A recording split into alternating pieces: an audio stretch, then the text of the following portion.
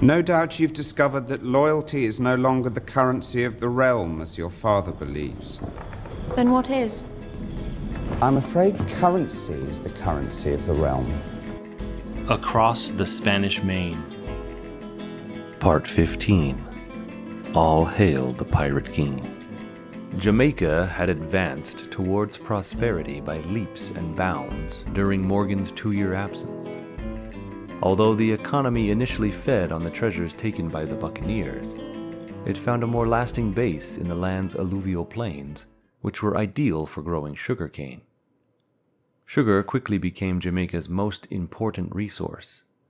From the first small shipment to England in January of 1660, the industry grew rapidly, until exports were in the hundreds of tons by 1665. And rum, sugar's deliciously intoxicating byproduct, was also much in demand as an item of trade with England. Port Royal's waterside had exploded with wharves, and the bowsprits of dozens of ships jutted across cobblestone streets. Carpentry stalls and sail-offs, grog shops and brothels grew exponentially as well, never lacking for clientele. And there were multiple markets where a buyer could see his meat slaughtered before his eyes, thus being assured it had not already spoiled in the tropical heat, or could watch as a slave splashed through a shallow pan to capture a 6-pound spiny lobster. From the 4,000 or so survivors of the initial expeditionary forces, the population of Jamaica was swelling year after year, as a steady stream of ships arrived bearing ambitious, albeit penniless, newcomers. Of the more immediate interest to Morgan than Jamaica's booming growth was the fact that during his absence his uncle Edward Morgan, the Royalist veteran, had come to the island as lieutenant governor. Edward had been given this post because of his brother's long-time association with General Monk, now the Duke of Albemarle, to whose changing loyalties the king owed his scepter. The new governor, Thomas Modiford, was Albemarle's cousin, and he and Edward Morgan got along splendidly. Soon after arriving in 1664, Modiford wrote to the Secretary of State that he, referring to Edward Morgan, infinitely obliged to his majesty for sending so worthy a person to assist me, whom I really cherish as my brother. So highly did Modiford think of his deputy, that in the spring of 1665 he selected Edward Morgan, by now well past his prime, to lead an expedition against the Dutch island of St. Eustatius. England, turning with the wildly shifting political winds that blew during that period, was now temporarily at peace with Spain and at war with the Dutch. Edward Morgan was in the forefront of the force, landing on St. Eustatius. But, as Modiford later explained, the good old colonel, leaping out of the boat and being a somewhat corpulent man, got a strain, and his spirit being great, he pursued ever so earnestly the enemy on a rather hot day, so much that he overexerted himself and suddenly died. Upon leaving England, Edward Morgan, a widower, had been accompanied by his 4 daughters and 2 sons. Of these, the oldest daughter had died aboard. The surviving sisters automatically assumed high rank in what passed for Port Royal society, and Henry Morgan, finally back from his successful raids, married his first cousin Mary Elizabeth, probably late in 1665 or early 1666. A wife was only one of the appurtenances and honors the 30-year-old Morgan now found himself possessing. As the nephew of Modiford's deceased friend and lieutenant, Morgan naturally found favor in the eyes of the governor, who appointed him colonel and commander of the Port Royal militia. Moreover, his recent triumphs had won him stature among the buccaneers of the Brethren of the Coast, that loose but sound coalition of sea rovers that first organized on Hispaniola in the 1640s and now was very active on Jamaica. The elected leader of the Brethren was an old battle-worn marauder named Edward Mansfield, but in 1666 he was somehow captured by the Spanish, and, as the chronicler Escamelling put it with considerable relish, death suddenly suppressed him and put an end to his wicked career. As their new admiral, the Brethren of the Coast selected Henry Morgan of Port Royal.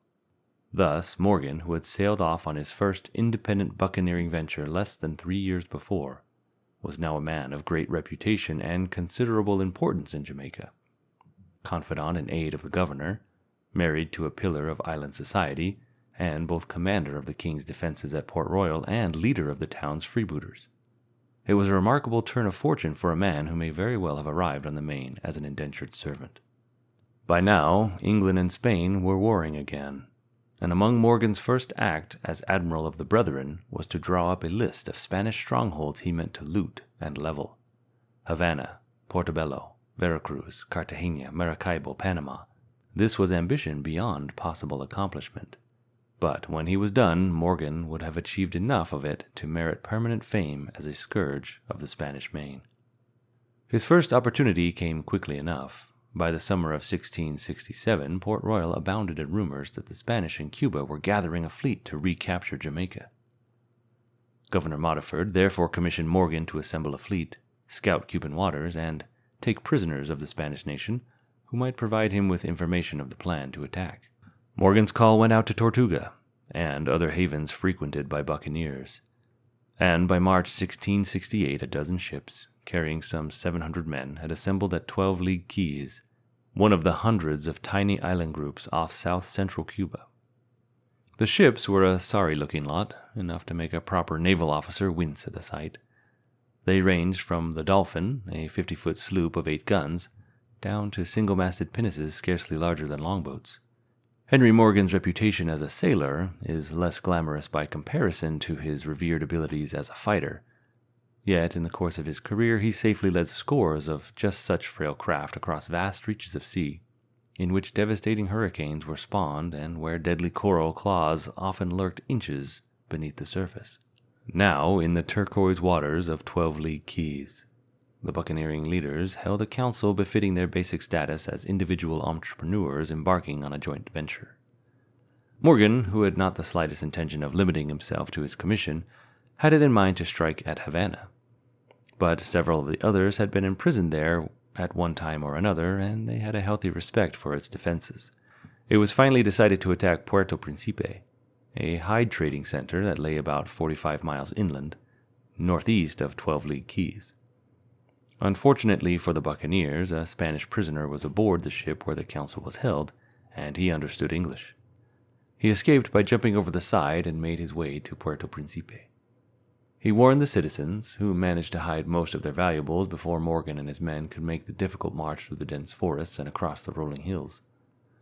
So, though the town was easily taken, it yielded booty worth only about 50,000 pieces of 8, or about 12,500 pounds, an amount, Esquemeling noted, that caused a general grief among the brethren. Admiral Morgan was off to a wobbly start, but one he would soon redeem. High on his list of prospective prizes was Panama's Portobello, one of the main collection points for Spanish treasure. But its defenses were formidable. The castle of San Felipe, known as the Iron Fort, stood guard at the entrance to the mile-long harbor. 2 other forts, San Geronimo and Triana, protected the town itself. In all, more than 60 cannon projected from and protected the Spanish works, and for excellent reason. One Englishman, who had been there a few years before, reported seeing mule trains arriving from Panama with as many as 200 mules, laden with wedges of silver, and nothing else.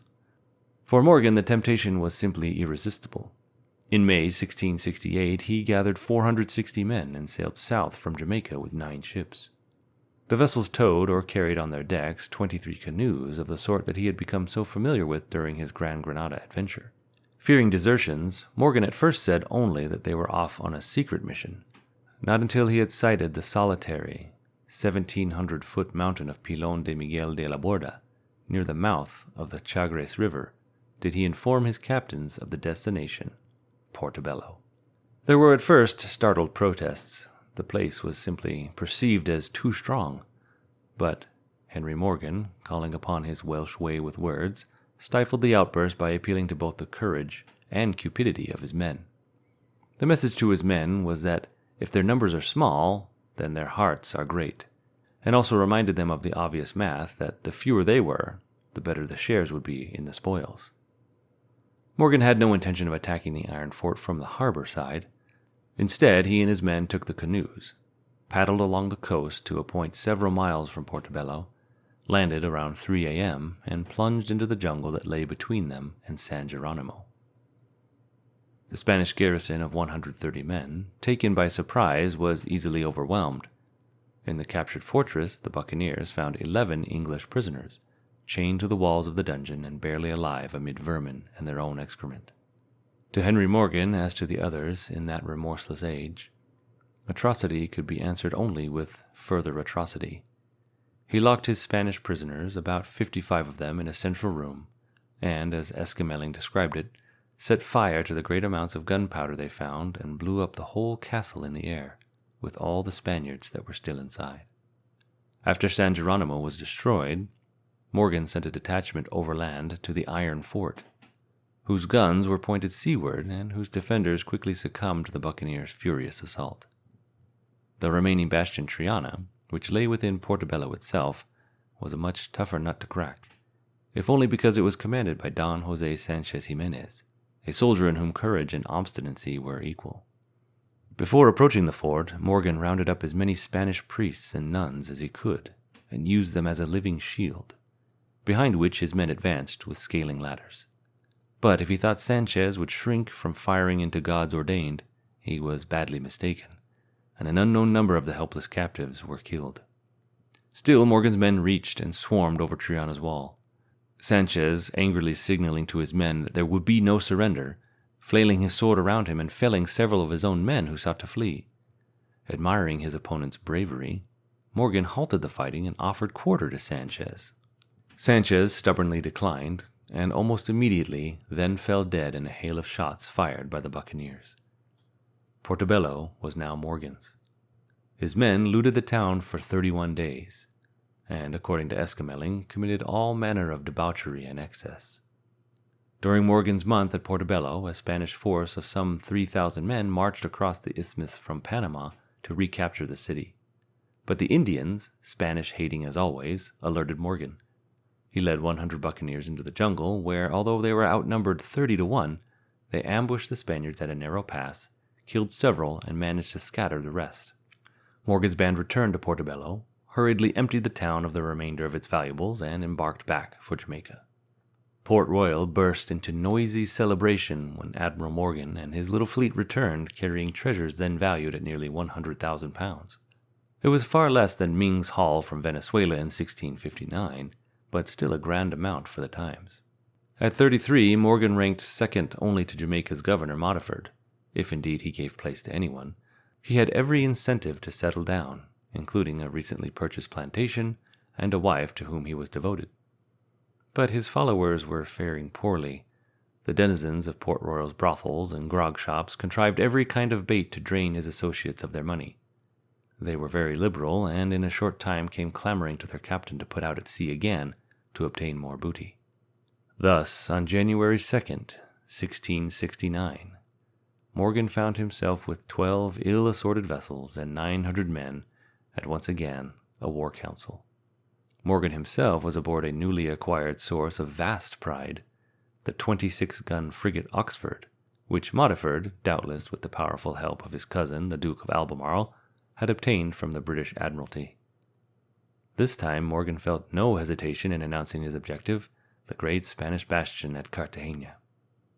And when he did announce Cartagena as the target, such now was his esteem among the disputatious buccaneers that no one offered so much as a murmur of protest. The decision made, Morgan invited his captains on board his ship for dinner. While they seated themselves in the great cabin, members of the crew were carousing on the foredeck, consuming copious amounts of rum. As the darkness fell, candles and lanterns were lit.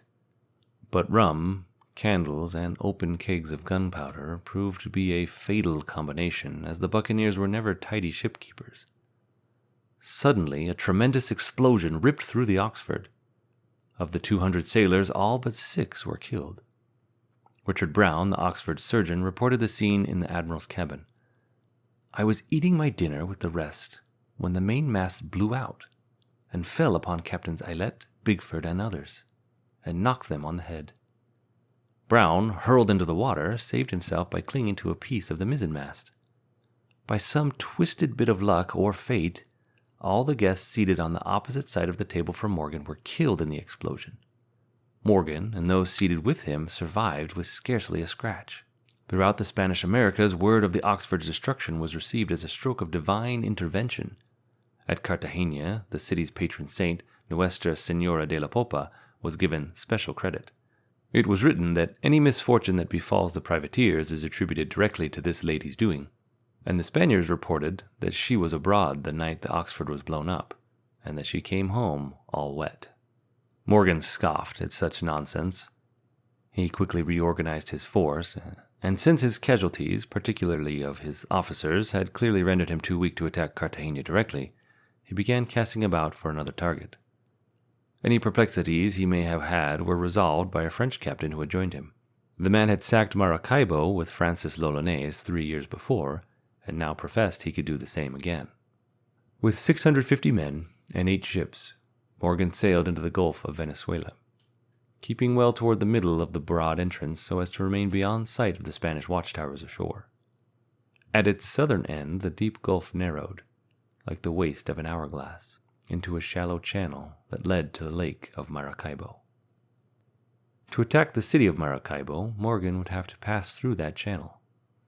To his chagrin, he discovered that the Spaniards had learned their lessons from the Lolones raid and had built a fort on a small island not 300 yards from the entrance of that channel. There was no choice for Morgan but to take the bastion. He put his buccaneers ashore on the little island. Using sand dunes as cover, they crept toward the fort at 3 p.m. A vicious wind blew up, whipping sand into the attackers' faces, but equally obscuring the defenders' vision. Shortly after dark, Morgan himself crawled to the walls of the fort and discovered a gate left open by the Spaniards, who had fled from the place only minutes before. Bursting in, Morgan spotted and stamped out a slow fuse. It had been cut to burn 15 minutes, and in only about 5 minutes more it would have reached the fort's magazine. But the alarm had been given. By the time the buccaneers finally arrived at Maracaibo, they found it completely empty. Yet Morgan was determined, and for the following 8 weeks he remained in the region, seizing the opportunity to raid Gibraltar, another lakeside town whose inhabitants fled into the jungle when they sighted Morgan's marauders. At both Maracaibo and Gibraltar, the buccaneers scoured the countryside and routed the citizens out of their hiding places. One by one, the Spaniards were forced to disclose the whereabouts of their valuables, and Morgan's men gleefully went to collect them, in an amount estimated to be about 50,000 pounds in money and gems, in addition to a fortune in slaves and other merchandise. Finally, in mid-April, having pillaged and pleasured to their heart's content, Morgan and his men started back to the Gulf of Venezuela, and into a crisis that would force Henry Morgan to call upon all the cunning at his command. Awaiting Morgan at the Gulf end of the connecting channel were 3 large Spanish war galleons, any one of which could have blasted Morgan's flimsy fleet right out of the water.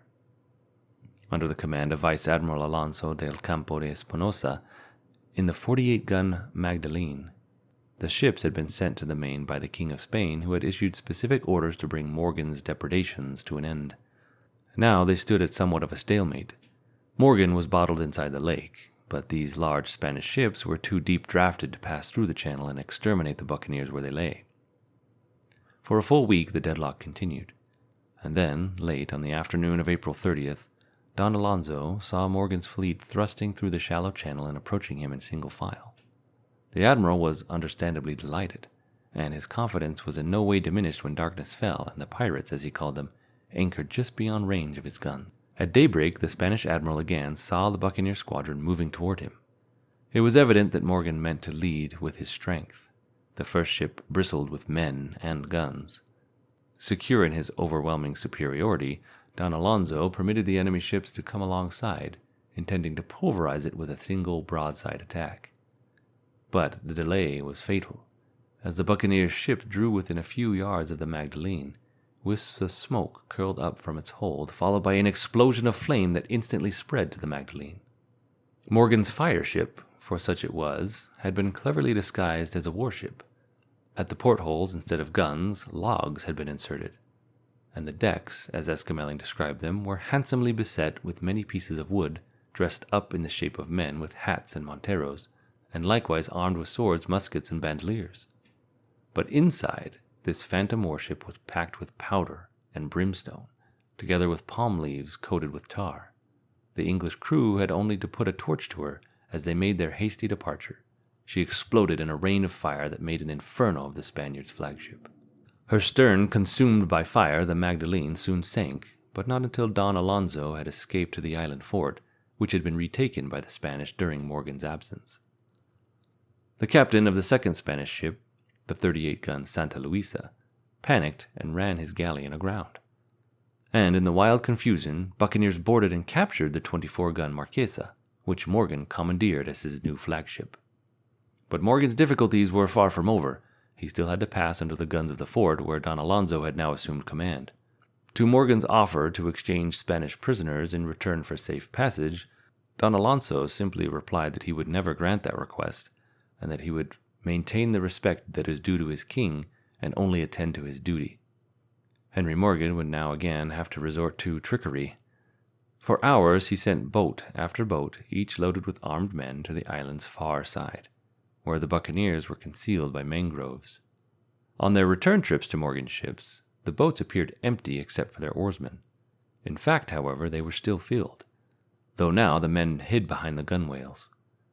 With growing alarm, Admiral Alonso de Campo y Espinosa watched and counted, until, convinced that Morgan meant to launch a massive land attack from the island's inshore side, he ordered his cannon trundled away from the seaward side to meet the assault.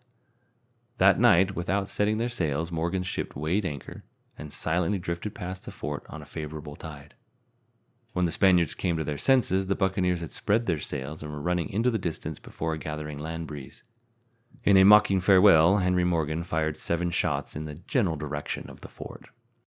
On May 17, 1669, Admiral Henry Morgan, in the captured Marquesa, led his triumphant fleet, bearing booty valued at 250,000 pieces of 8, or 62,000 pounds, into the great harbor enclosed by the old Caguay.